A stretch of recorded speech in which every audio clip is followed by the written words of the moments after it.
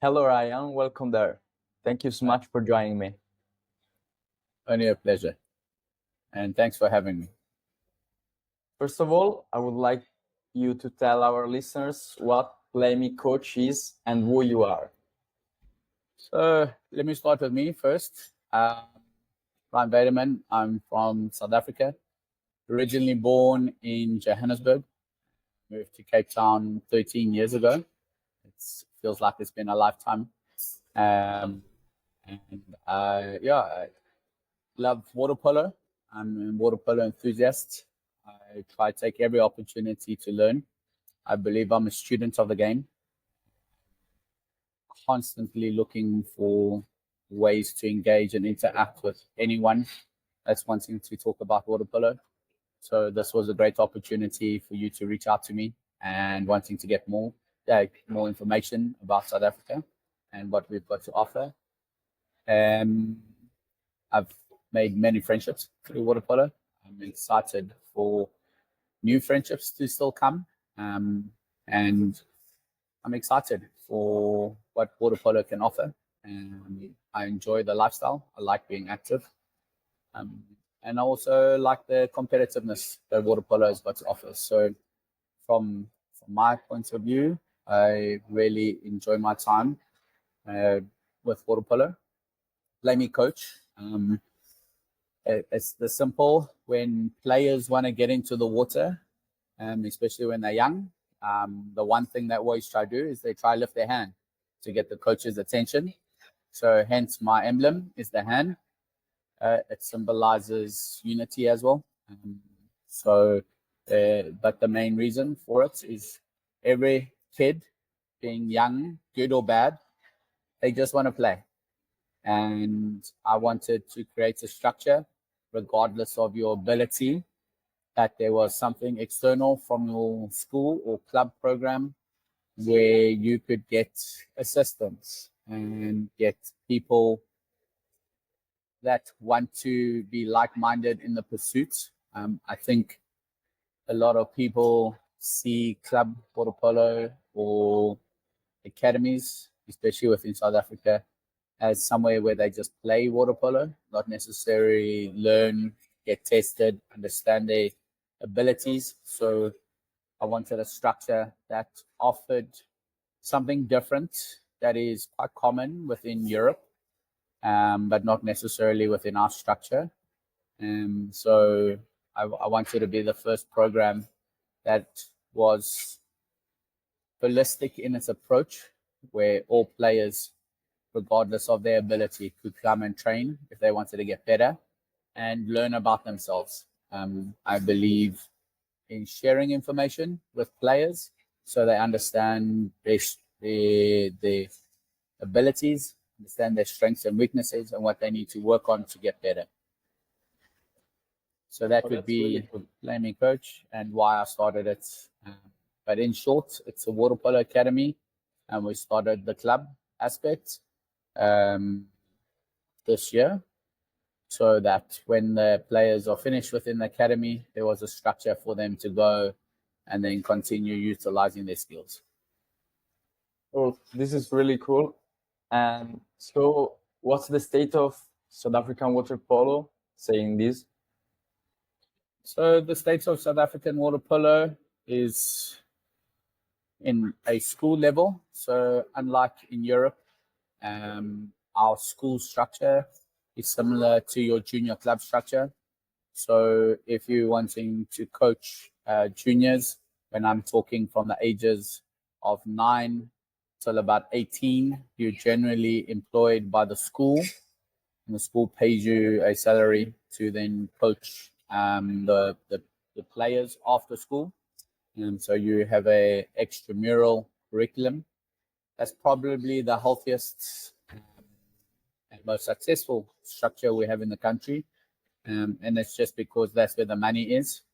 So if you a junior coach and you're wanting to earn money from coaching, you generally want to have a education accreditation, so you can be involved with the school, work with kids, but then in the afternoon you still get paid.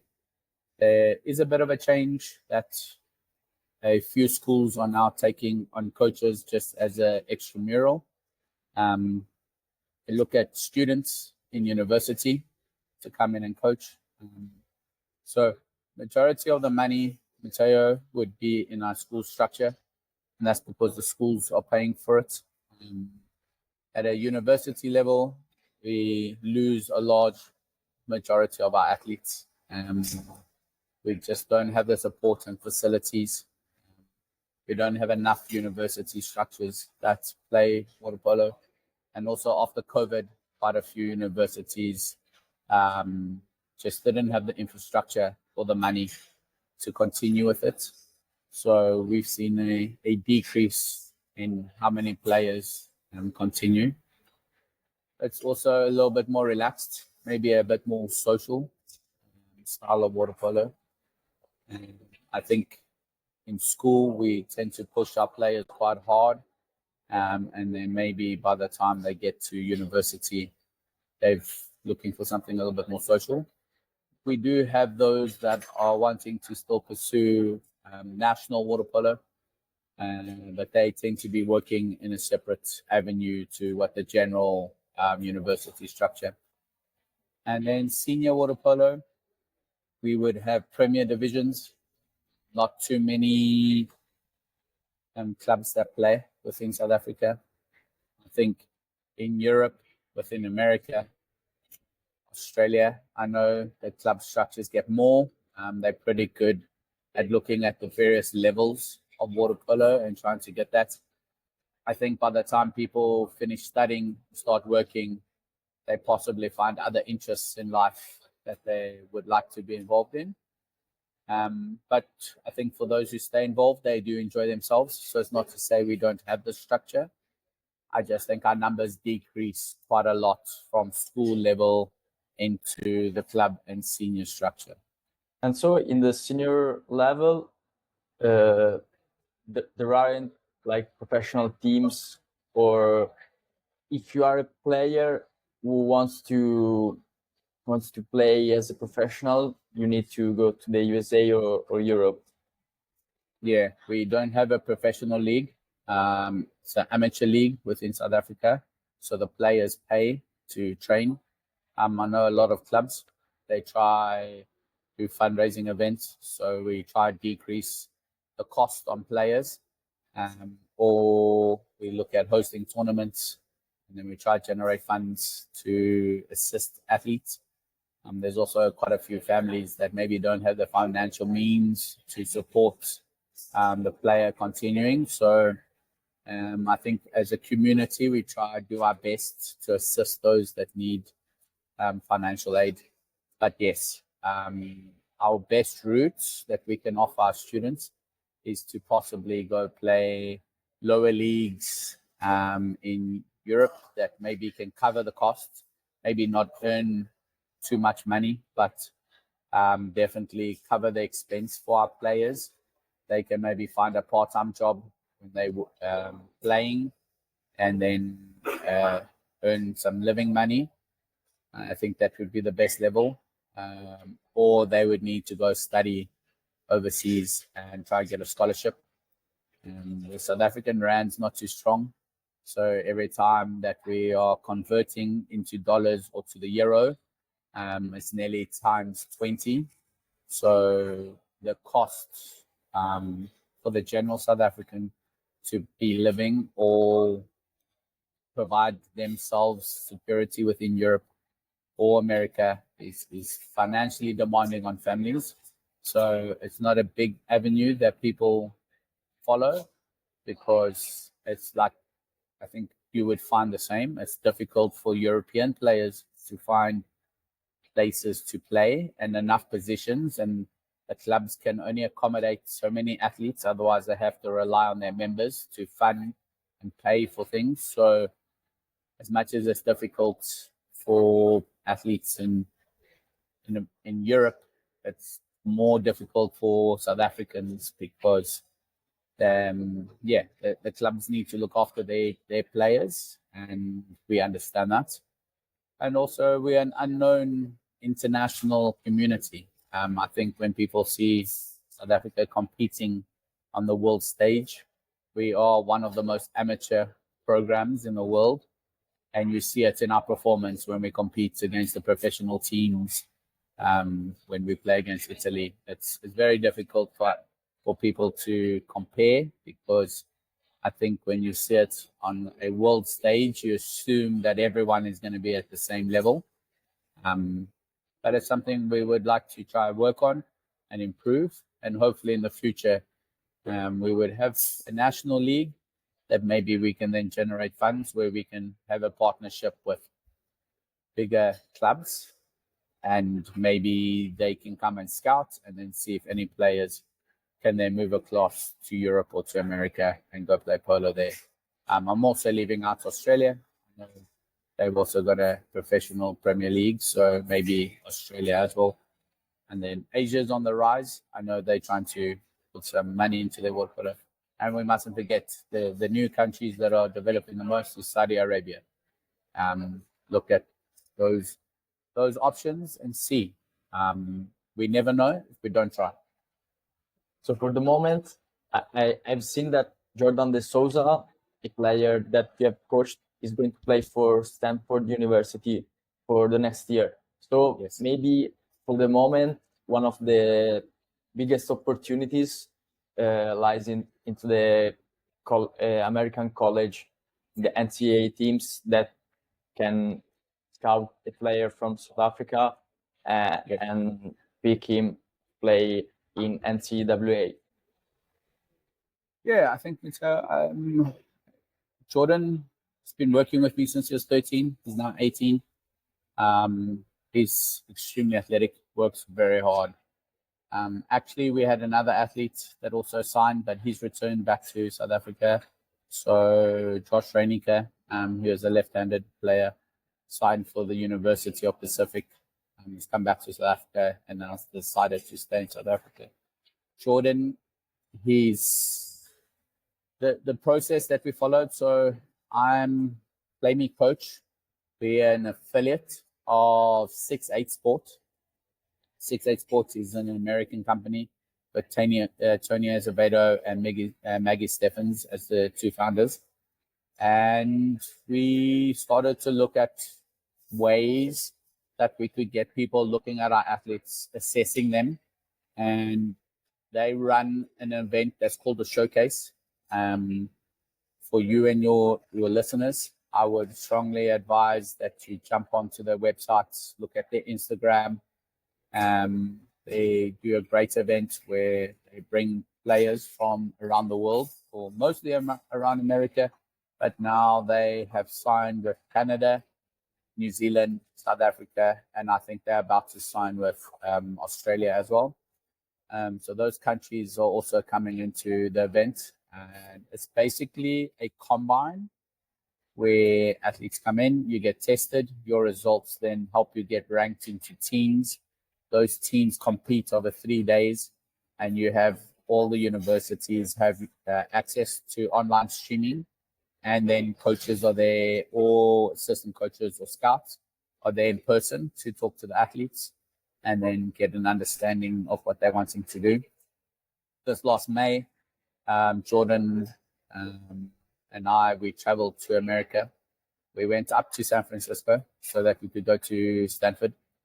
So we got to meet Brian and his team. We trained they had a holiday camp. So we joined the holiday camp so that we could look at Jordan against some of his peers as American athletes. We needed to get an understanding of where his ability lied. So we were just fortunate in the time that it overlapped, that they had a holiday camp. So he got to meet some young American athletes that were in school that also have the dream to play for Stanford one day. And yeah, it was exciting to see the junior coaches. I got to meet Brian personally, which was nice. And I got to meet his junior coaches who ran the clinic. And within that structure, we were just fortunate that Jordan had a great opportunity. He did really well. It does help that he's 6'9".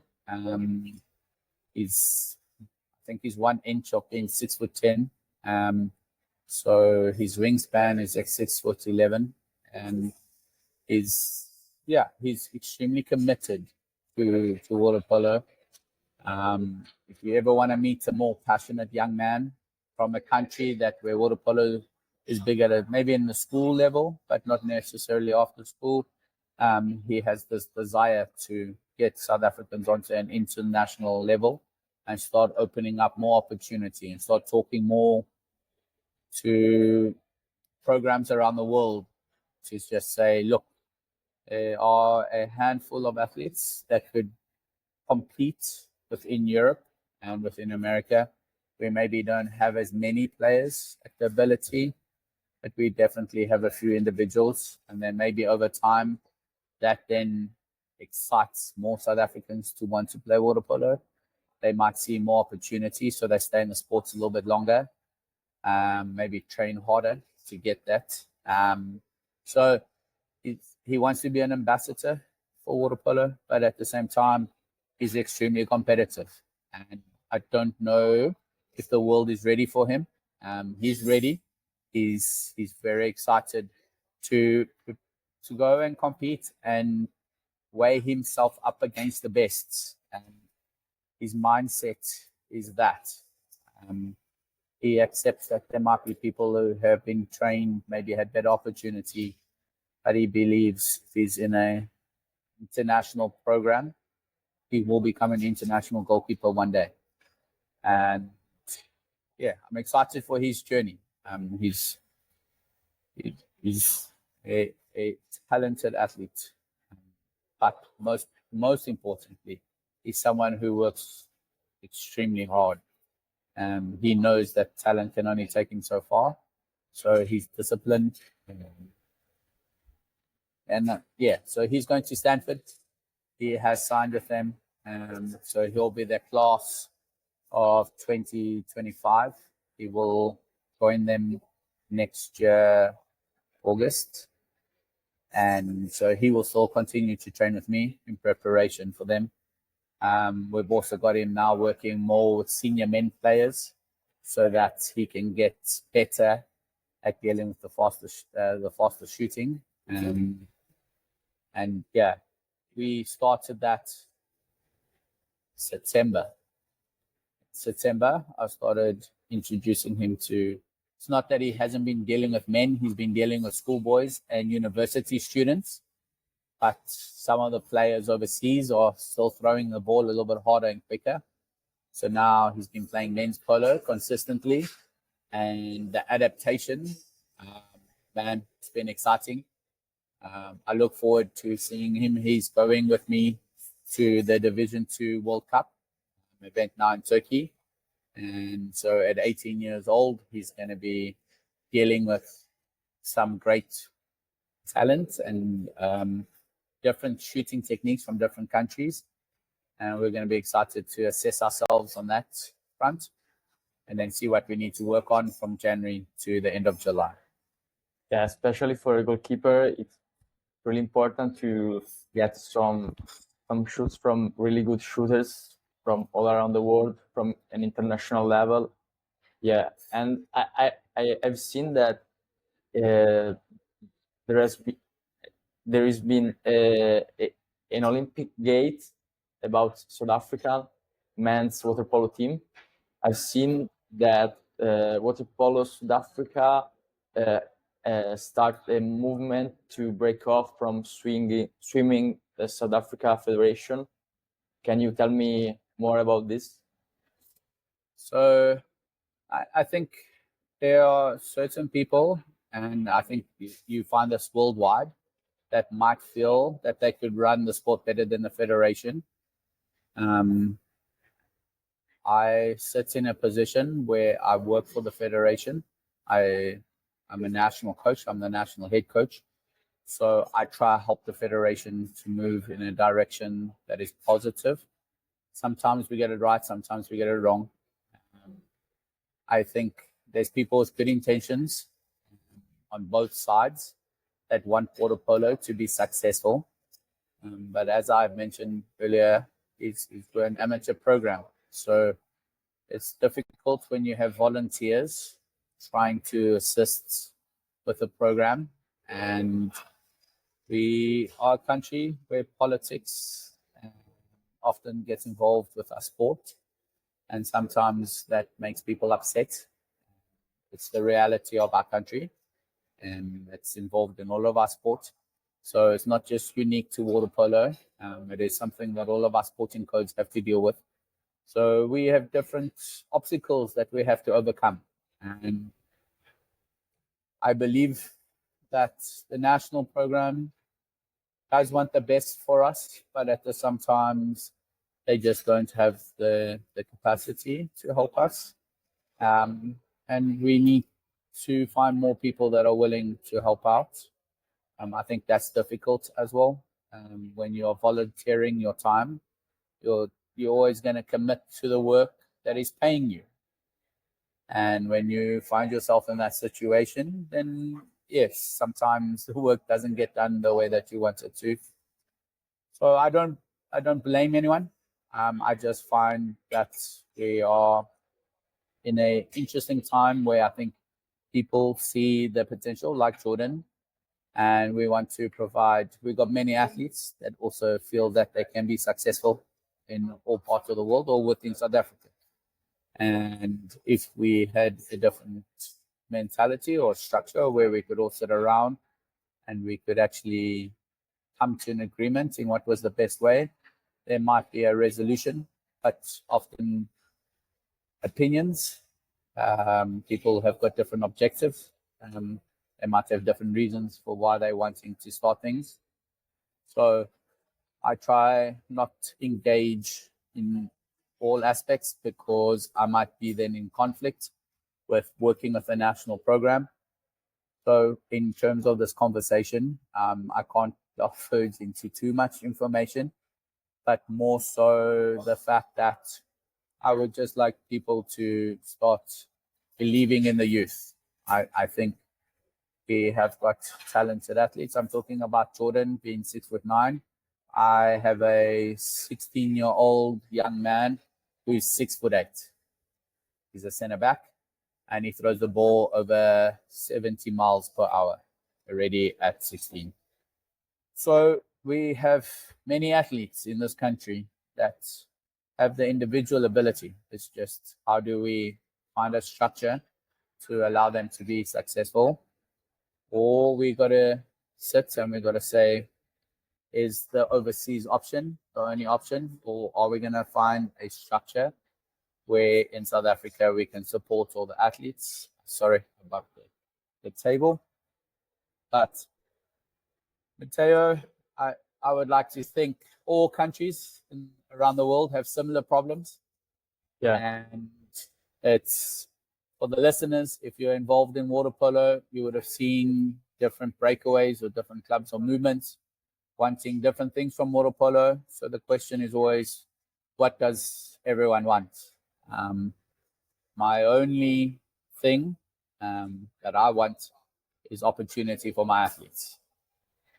I want them to be able to go play overseas. I want them to, we're speaking you from Italy.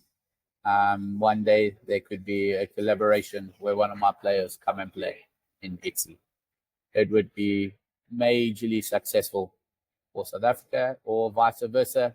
We could have a few Italians that are maybe in the second league or first league that want to come and experience South Africa, or you come and coach. You get some time, you want to come and coach in South Africa. I think that's where I stand. I stand in trying to create more opportunity for people to come and experience our beautiful country, but also have the same opportunity to go experience what you call home and you would also believe is an amazing country. So I'd like to do that. I feel if water polo can start sharing information and knowledge across all structures, we will be in a happier space. So yes, there's a lot of stuff on social media. I actually try to remove myself from a lot of the social media platforms that aren't necessarily aligned to what I believe, and that's okay. I don't believe everyone has to see it the same way I do, and I accept that. I just want people to look after the athletes and the players. Talking about structure, are there enough facilities to meet the demand for players and teams? Like pool spaces are a problem for you in South Africa? So in summer, we got an abundance of pools. We are a southern hemisphere country, so we have 9 to 10 months of summer a year. So we get majority of the year we have facilities. The problem is our winters are getting colder. We don't have enough indoor facilities. So from June, July, August, maybe to middle of September, it's extremely cold. Athletes get sick, but my program's outside. We got a heated pool. So through winter, my pool will be 25 degrees Celsius, and we carry on. So we're a year program. We continue. We take 1 month off. This is the month we take off from training for December. So I think, yes, we have facilities. Do we have a lot of them in summer? Yes. In winter, no. Yes, that's a good point to start, because I do think that maybe one of the biggest problem globally is the availability of facilities for water polo. Saying that for you in the summer it's not a problem can be a good point to start. And so I want to ask you, what's the organization of leagues, youth leagues, senior leagues? Do they play for the whole year, or they just play for the summer? So I'll come back to the pool facility. One of the other reasons why we do struggle when it comes to our winter months is European summer. Yeah. So everyone has got outdoor pools. They're all training in preparation for all your major tournaments. If you're looking at all the events, they at the end of July, August, and September. Those are our coldest months. So it's difficult to keep up the same intensity. So maybe that's why sometimes we're not as prepared as we should be for when we come to play in the European championships or tournaments or for World Aquatics. I think the school structure is the schools have a league in each what we call a province or a region. They have a separate league that you run there. That's a different competition. And then we have national school tournaments. And then you play to be the top school in the country. Within that, we've also got under 16 and under, 18 and under, 20 and under, and then senior national structure, where they have separate tournaments to then identify our national water polo players. Currently, our schools are in a tournament, and we will be selecting 2 squads from that in preparation for under 16 World Championships, under 18 World Championships in 2 years' time. And club structure, each region has their own club structure, and they will just have a separate tournament for their region. There used to be a national championship for clubs, but that has fallen away. It's now everything is for provincial or for your region. So I stay in Cape Town. My region would be Western Cape. So all the players from our region would have a trial selection, and then we would go to a national tournament where we'd then be looking at national squads or teams. Okay. So that being said, where do you see water polo in your country 5-10 years from now? Let's say first in 5 years, then in 10 years. In 5 years, I think we're still in the same position. We need to get money.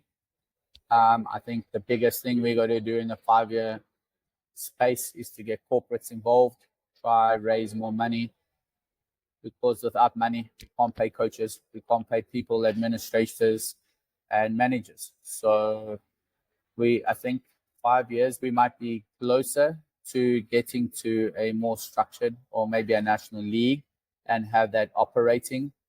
But will that be providing us enough money to support the system going forward? I think time will have to tell. We will have to live and see the experience. So I think we find ourselves in a similar space, just maybe with more intention to understand what we need to do to be more competitive. A 10-year program, if we have all of these things that we are discussing in place and we have the financial means to support players, coaches, do more international traveling. We're in a region of the world. It is only South Africa and Egypt are the two biggest competing water polo countries for males. And then Zimbabwe has junior, but nothing in the senior.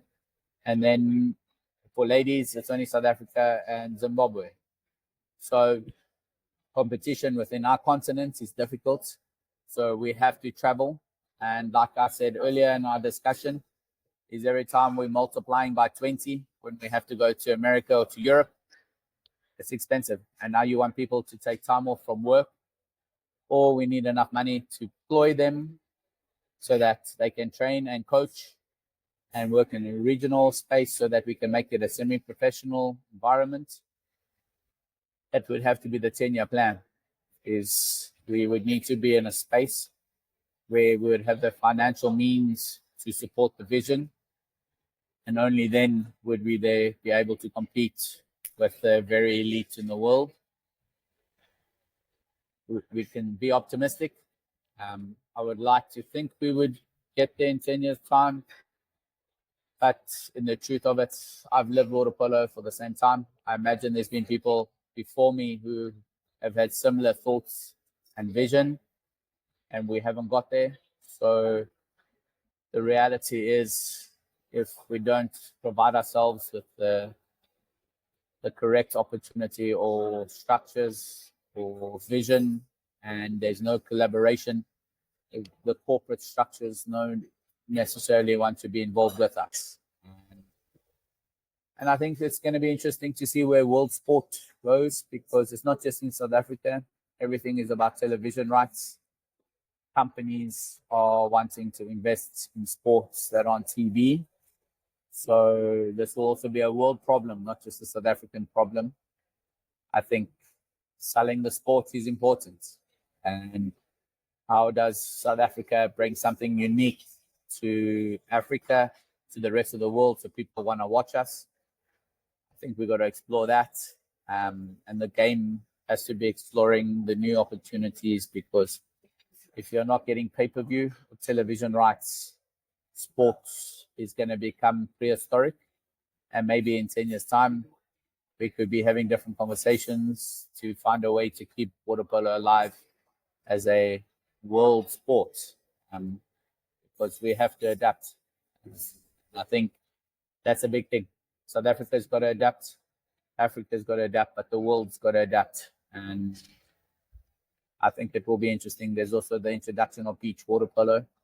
And what does that bring to new spectators, especially people that don't understand water polo? It's a little bit quicker, more excitement. And does that bring new, more viewership? Yeah. So I think it's an interesting question to think 10 years down the line, because I think the future is a little bit uncertain on that. But at the same time, it's exciting, because if we go to beach water polo, then I think, like I've said, we've got individuals who are better. I would like to think we'll then maybe as a nation be a little bit more competitive at beach water polo than what we would be at general water polo.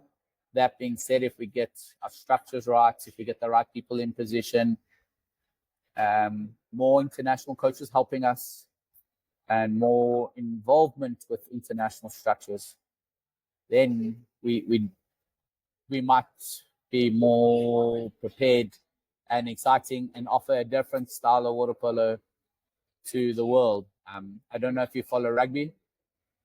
No, I only have seen the film Invictus. Okay, I've only seen that match. good. So yeah, we're a proud rugby nation. Football, cricket, um, netball, hockey. So we would like water polo aquatics to be one that falls into the same line, and see we have a different way of playing rugby to the rest of the world. It's very unique to South Africa. So maybe we can bring a very unique style of water polo in 10 years' time to the world that is different, which means people are going to want to watch us because it's not the same. Often there might be small changes across the European countries, but most of the water polo is in a similar type of Yes. feel and understanding. Maybe So Japan is the only Yes. the country that plays in a different way. a different way. So if you've never seen water polo and you're trying to introduce someone to it for the first time, you would want to find different ways to keep them interested in and engaged. So maybe we can offer that. But that's just being very optimistic, which is why I coach. I believe in the youth. So I want to be optimistic. I want to say, hopefully we can get. And talking about bringing people to the sport, how people get involved in water polo in South Africa? So it's ultimately at the beginning of school, everyone is introduced to swimming. But I also need to, for the listeners, is that we've also got a large population in our country who don't do any swimming at all because they actually don't have facilities. So when you asked about facilities, it's for the schools or the regions that are able to offer it. We have enough facilities in those regions. But if I took it nationally, then we don't have enough facilities. We currently go through certain regions where we don't have enough money from a national front. And then the first thing that takes a knock is the municipal facilities. And there's no water in the pools. Some of the pools are standing dormant. There's no one that's been able to utilize it. So we would maybe need to get more people swimming. So at a school level, introduce swimming. At the schools that do have swimming is where majority of our water polo players come from. The level to be an international swimmer is extremely difficult, but it's also a sport of individuals. So if you're wanting to look for something and you enjoy being a swimmer, but you're wanting a change, then generally from 9 years old at schools, they introduce water polo 9, 10 years old. You get introduced to water polo at a school level, and you will then start getting into teams and structures. So the average South African child that is at a school that offers aquatics and swimming will then introduce you to water polo, and then you will then decide whether you're going to go with swimming, water polo, or do both through the whole of high school, and then make a decision at a later stage as to which one you're better. But a few of your listeners might be in the swimming world. They will understand that it's extremely difficult to try to do both. So one would have to be a social aspect, and then the one would have to be a priority. But we need the two sports to support each other because, well, we can't run between our goals. We need to swim. So swimming is an important ally in terms of helping us develop water polo in our junior structures. Yes, thank you very much for joining me. I really appreciate this talk. Only a pleasure. And yeah, continue your journey. I hope I will engage a lot more in your interviews. I'd like to hear the other people you've communicated to. And yes, any information, like I said to your listeners, follow 68 Sports. a big fan of theirs. Follow South African water polo. Yes, we've got lots of good and bad things happening at the moment, but it happens everywhere. It's not just unique to South Africa. And to the young people that are listening, if you ever want to come and explore, I actually know during June, July, I had two children that were from Rome, and they were doing a family trip in South Africa, and they came and trained with me. So if you're ever in and you're looking for a space and you're in Cape Town, please send us a message on Instagram, and we'll happily have you in South Africa. I will put the link in the description. So thank you very much again, and good luck for everything. Thank you so much. And I appreciate your time, Mateo.